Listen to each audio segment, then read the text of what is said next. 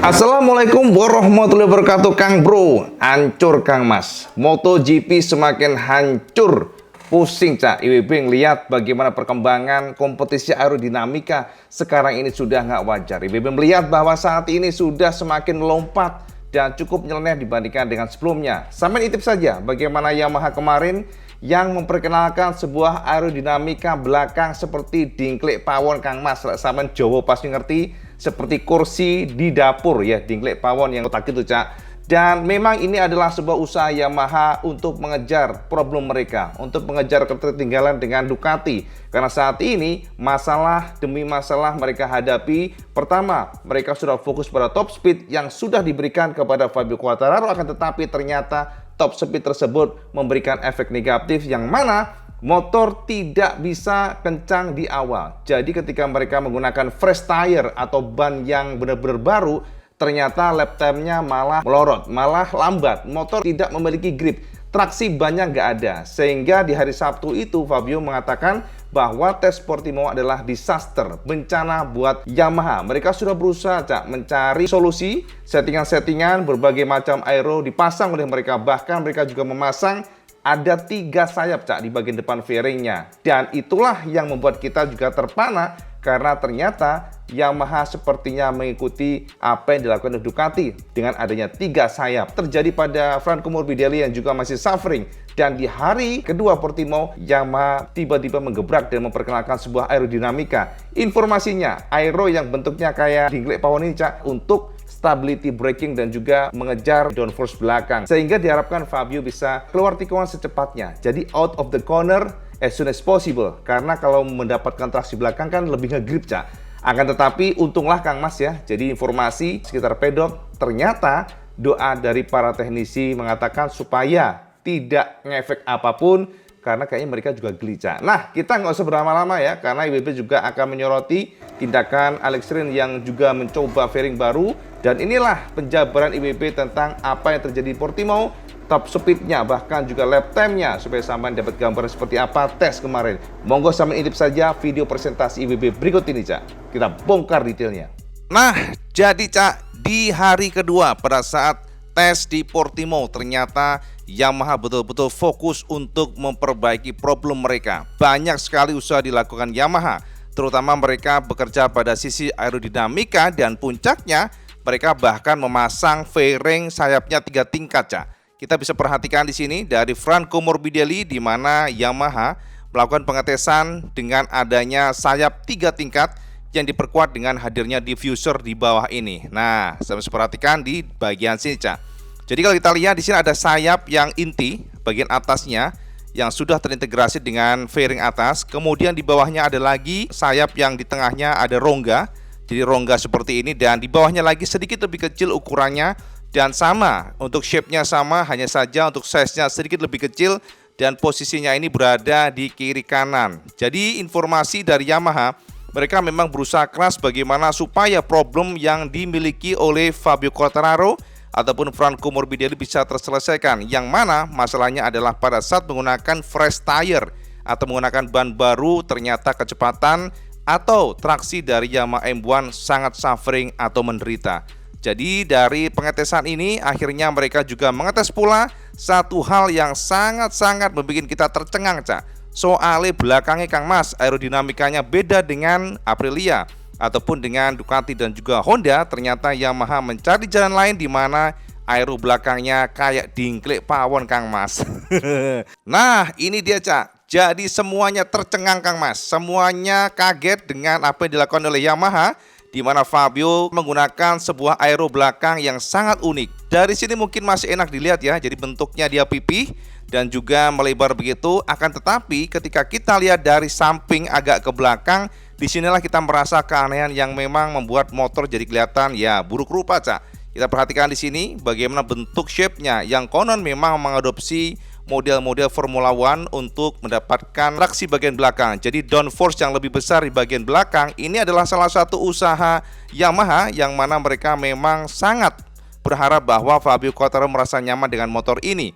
Nah, kita lihat dari gambar yang lain bagaimana bentuk yang sangat unik untuk Aero Yamaha ini. Nah, ini dia Cak, kita lihat di agak maksudnya angle agak ke belakang. Kita menemukan rongga di bagian tengah sini dan ternyata untuk bagian bawah kakinya jadi ada cekungan yang masuk ke bagian dalam sini dan semuanya kaki-kakinya akan menuju ke arah center di sini. Bagian ujungnya lancip, kemudian bagian sini mengkotak ya, agak sedikit bujur sangkar.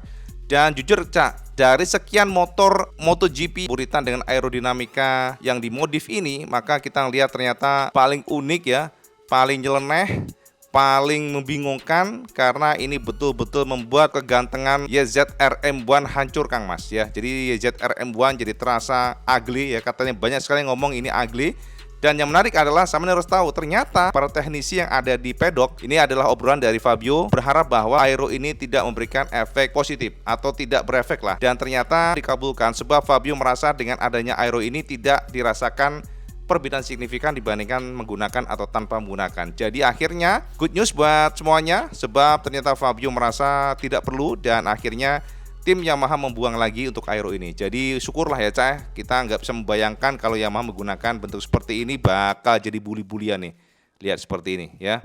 Jadi memang sangat unik bentuknya dan jelas ini adalah pertarungan aerodinamika yang membuat tontonan MotoGP semakin aneh dan mumet di Cak. Sepertinya memang para tim Yamaha mereka terinspirasi dari Formula One. Nah, seperti ini bagian belakangnya, cuman dimodif ulang, jadi agak berbeda. Nah, informasi buat sampean yang terbaru juga dari Yamaha bahwa ternyata Yamaha berpotensi tidak lulus homologasi fairing karena pada saat pengetesan atau pada saat pengukuran yang sudah dipatok oleh FIM untuk bentuk Aero atau fairing Yamaha ini terlalu lebar. Informasinya demikian. Jadi pada saat dites atau pada saat diukur homologasi fairing 2023 Yamaha dinyatakan gagal sehingga mereka harus melakukan modifikasi sedikit pada generasi yang baru ini.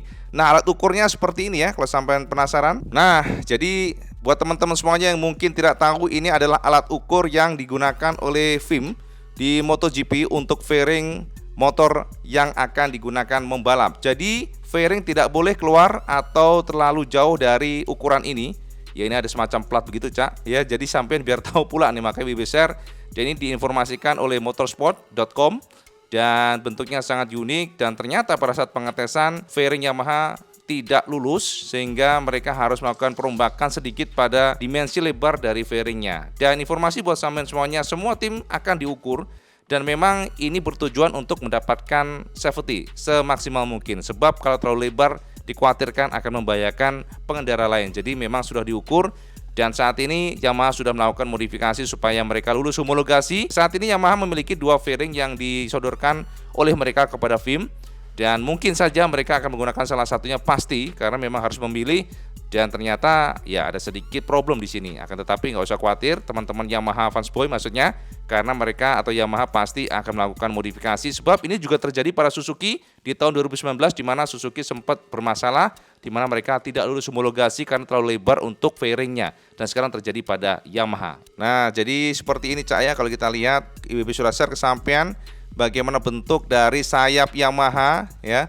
Seperti ini ada 3 tingkat 1, 2, dan 3 dari depan kelihatan banget jadi seperti semacam air scoop. Tapi pembalap sedikit mengeluhkan dengan adanya aero yang terlalu lebar ini membuat pergerakan motor agak susah sehingga secara fisik sangat demanding Cak. Itu konfirmasi dari Fabio Quartararo walaupun akhirnya Fabio sepertinya tidak akan menggunakan model ini sepertinya Cak. Karena informasi yang berkembang di pedok ternyata Fabio mengatakan ya, sekali lagi Fabio menegaskan bahwa setelah mereka mencari solusi pada akhirnya mereka harus kembali pada semua aero ya, aero dan kemudian juga beberapa komponen yang banyak mayoritas diambil dari tahun 2022. Jadi lebih enak, lebih kencang sehingga pada akhirnya Fabio Quartararo mampu merangsek di posisi ketiga pada penutupan tes di Portimao. Sekarang mari kita intip untuk Honda dan kita fokus pada Alex Rins yang ternyata pada hari kedua dia jajal fairing baru Cak. Jadi kalau kita perhatikan di hari kedua ini fairing termasuk beda dibandingkan dengan Marc Marquez sekalipun kita perhatikan di bagian downwash duct-nya.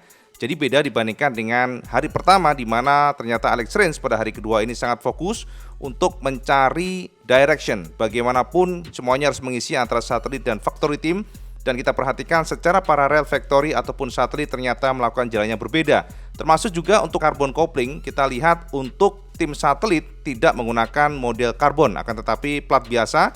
Sementara juga termasuk fairing-fairingnya kita perhatikan di sini, Cak. Fairingnya Alex Rins sedang ngetes bentuk downwash duct yang mirip dengan Aprilia. Ini beda dibandingkan dengan milik Marc Marquez. Akan tetapi belum ada konfirmasi apakah Alex Rins akan menggunakan shape atau bentuk dari downwash duct ini. Akan tetapi yang jelas LCR Honda saat ini memang sedang mencoba beberapa komponen yang sepertinya untuk mendapatkan performa maksimalnya. Kita lihat seperti itu kondisinya. Mari kita intip lainnya, Cak, apa yang ada atau apa yang baru pada latihan terakhir Portimao kemarin. Nah, ini kemarin sudah kita bahas ya, banyak sekali kontroversi dengan adanya triple clamp yang sangat besar ukurannya. Tetapi pada hari 2 ini kita bisa mendapatkan kesimpulan pada sekitar pedok bahwa sepertinya ini tidak akan digunakan oleh Ducati pada saat race. Tetapi kenapa Ducati ngatas ini? Sepertinya mereka memang sedang jajal, sedang melakukan development untuk next Ducati GP24, mungkin seperti itu. Tapi yang jelas GP23 pun bisa saja berganti triple clamp, karena memang triple clamp ini tidak dikunci, Cak. Pengembangan bagian ini sih nggak dikunci. Ya, jadi teman-teman jangan bingung kalau engine itu nggak boleh, kalau sudah disegel-segel, tetapi pada sisi sasis itu diperbolehkan di otak-atik. Jadi mungkin ini adalah awal bagaimana Ducati berusaha mengambil data, mengumpulkan data dari beberapa komponen yang dites oleh mereka di Portimao. Ini cukup menarik, tebel banget, Cak, gila gede banget. Sampai yang suspensi aja tenggelam di bawah. Ya mungkin ini belum disetel, Kang Mas, karena kan bisa diturunin, bisa dinaikin untuk suspensi ya. Jadi yang jelas ini adalah bahan aluminium atau titanium atau CNC yang tahu memang mereka. Tapi kalau kita lihat di sini memang ini adalah salah satu usaha Ducati untuk melanggengkan dominasinya di MotoGP. Satu poin yang juga menjadi bahan perbincangan dan sempat terjepret para wartawan di MotoGP Portimao test, sampai akan menemukan adanya tuas yang misterius di bagian kanan sini, Cak, di Ducati ini. Ini Ducati ya, sekali lagi ini Ducati. Ini adalah salah satu tuas yang tidak ada konfirmasi dan juga belum tahu. Bahkan para pemerhati MotoGP terkenal pun mereka masih meraba-raba. Mengingat kalau kita ngomongin mengenai right head device, biasanya posisinya di sebelah kiri, bukan jauh dari stang. Ini posisinya jauh dari stang dan nempel di bagian fairingnya. Jadi sejauh ini masih cukup misterius. Apa fungsinya ini? Tidak ada yang tahu, tapi yang pasti sepertinya memang Ducati selalu mencari inovasi-inovasi yang kadang-kadang membuat kita tercengang. Ya inilah namanya MotoGP sekarang ini memang sudah melangkah jauh sekali dibandingkan dengan masa lalu, yang mana setiap jengkal aerodinamika, setiap jengkal device itu sepertinya dioptimalkan oleh pabrikan Ducati atau Italia ini. Jadi waduh, makin puyeng, Cak, asli, Cak. Nah, ini adalah data terakhir setelah latihan bebas kedua, sebuah latihan bebas di tes maksudnya.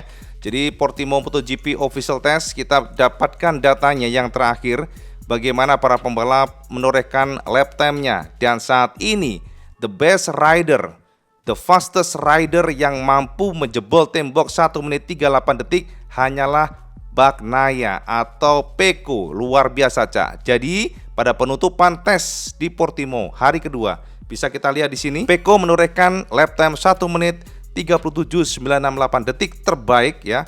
Jadi kita lihat di sini hanya bisa diikuti oleh Johan Zarco. Itu pun Zarco tidak mampu menjebol tembok 1 menit 38. Jadi dia hanya nongkrong di 1 menit 38,264.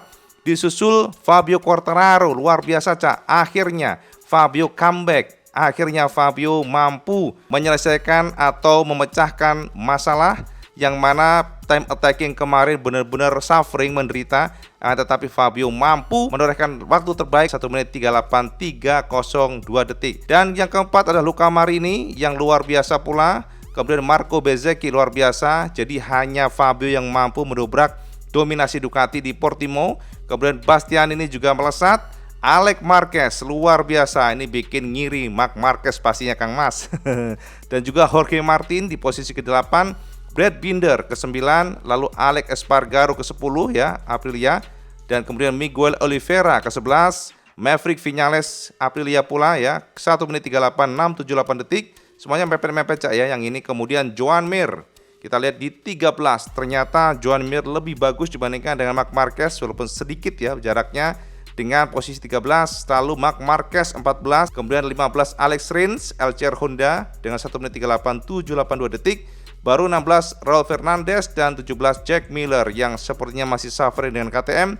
Lalu Paul Espargaro di posisi 18, Morbidelli ke posisi 19. Morbidelli masih suffering, masih kesulitan. Lalu 20 Nakagami dan 21 Augusto Fernandes dan 22 Michele Pero. Nah, kita pasti penasaran ya, kira-kira bagaimana dengan top speednya Cak IWB? Tenang, IWB sudah punya datanya top speed, Portimao, dan apakah Yamaha memang kencang seperti sebelumnya. Kita lihat Cak. Nah, ini adalah data top speed dari para pabrikan, dan ternyata seperti yang sudah kita duga, top speed yang menguasai pertama adalah Ducati lewat Jorge Martin dengan 347,2 km per jam. Luar biasa Cak, bisa segitu, kenceng banget. Dan kedua adalah Marco Bezzecchi, Ducati pula dengan 346,1 km per jam. Dan ketiga ternyata Aprilia Kang Mas. Gila, Aprilia memang pantas ini. Memang Aprilia ini apa? Italia ya, gendeng semuanya Cak. Ini Aprilia pun ternyata juga kencang dengan 343,9 km per jam. Lalu ditempel sama ya speednya dengan Enea Bastianini, Alex Marquez yang semuanya Ducati. Jadi yang menguasai 6, 7, dan 8 itu adalah mesin V4 semuanya. Sampai 10 besar tuh V4. Dan kita lihat Marc Marquez ternyata juga cukup kencang. Ini dikonfirmasi oleh Marc Marquez sebelumnya bahwa horsepower dari Honda RC sudah meledak-ledak dibandingkan dengan sebelumnya jauh. Sehingga kita lihat ternyata secara top speed pun juga lumayan. Marc Marquez menorehkan top speed 343,9 km per jam. Disusul Pecco dengan 342,8 km per jam. Lalu Johan Zarco, Brad Binder, Alex Espargaro, dan Alex Rins. Dan disinilah baru Fabio Quartararo Yamaha dengan 339,6 km per jam. Dari sini Cak, bisa kita simpulkan bahwa still bahwa Ducati masih the best, mesin V4 masih the best soal top speed. Atau mungkin bisa saja dari analisa pribadi, sepertinya Fabio akhirnya sadar ya bahwa top speed is not everything bagi Yamaha, sehingga bisa saja mungkin horsepowernya sedikit dikurangi supaya motor bisa terkontrol. Karena kita lihat keluhan dari pertama, Fabio setelah menggunakan new engine 2023 adalah terlalu liar, jadi power delivery-nya lebih brutal dibandingkan dengan generasi sebelumnya. Ini sih analisa, karena memang nggak ada konfirmasi dari Yamaha, akan tetapi lihat data yang kita lihat di sini bahwa Fabio Quartararo ternyata terpuruk ya, maksudnya terlempar dari 10 besar untuk top speednya agak ke belakang. Ini berarti bisa saja memang dikurangi top speednya.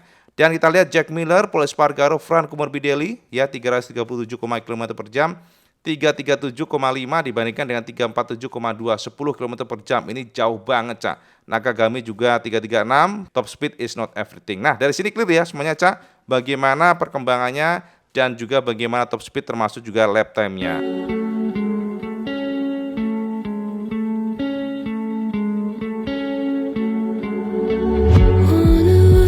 To circle the other, as you go you remain a stranger to me, to you.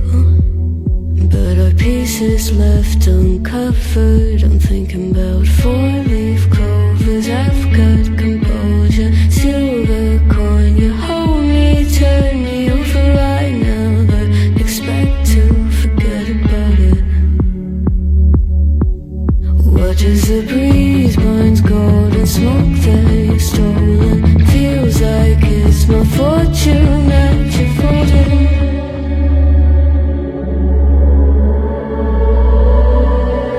I'm swimming with the sharks.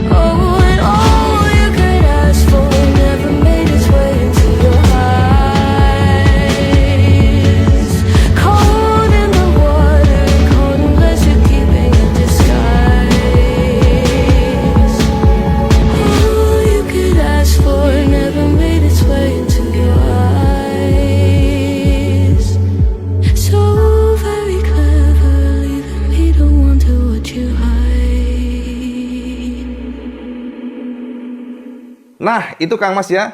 Jadi semua sudah Ibu jabarkan secara gamblang balap Portimao dengan kesimpulan berikut ini, Cak.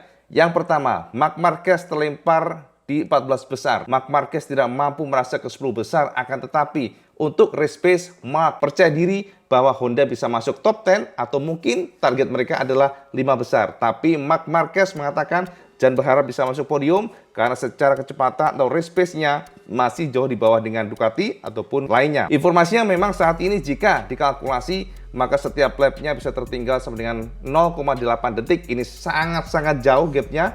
Marc sangat kuat pada sektor pertama dan kedua, tapi sangat suffering di sektor terakhir di Portimao. Jadi memang motor RC ini tidak kuat di segala sektor, ya, tidak kuat di segala sirkuit. Makanya ini menjadi PR Honda. Kemudian juga Fabio ya dan juga Yamaha akhirnya tertawa senang. Mereka sangat gembira, khususnya Fabio. Fabio mengatakan dia pede untuk menghadapi race ataupun sprint race karena ternyata pada akhirnya setelah mencoba banyak komponen, Cak, semua komponen 2023 dicoba dan pada akhirnya ditaruh kembali oleh mereka. Karena kenapa? Reaksi atau respon motor M1 ternyata lebih nyaman, lebih kencang menggunakan komponen lama. Dan konfirmasi dari Yamaha di tahun ini hanya engine-nya yang menggunakan versi 2023. Semuanya nyaris mengambil dari 2022 dan ternyata penyakit suffering dengan menggunakan fresh tire tidak mereka temukan pada sasis, aero, dan semua komponen lama kecuali engine-nya ya. Jadi engine menggunakan yang baru. Jadi menurut informasinya Yamaha akan mencoba step by step, mereka nggak akan terlalu frontal karena Fabio juga mengatakan bahwa versi 2023 ini terlalu frontal, terlalu sangat signifikan perbedaannya. Versi yang terbaru 2023 ini lebih susah jika mereka menggunakan semua full paket dari yang terbaru. Makanya beginning of the season akan mencoba menggunakan engine baru, tapi lainnya masih 2022 step by step, Cak. Nanti Yamaha akan mencoba konversi dari yang 2022 full semuanya 2023. Itu konfirmasi dari Yamaha. Kita lihat saja ke depan seperti apa dan kita nggak sabar pula untuk melihat race di awal 2023. Itu aja, Cak, update Iwan Benaran. Semoga mencerahkan semuanya. Dan seperti biasa kalau sama suka video ini, sama like, share, dan subscribe. Ojo lali sama sholat 5 waktu karena ini paling penting. Assalamualaikum warahmatullahi wabarakatuh.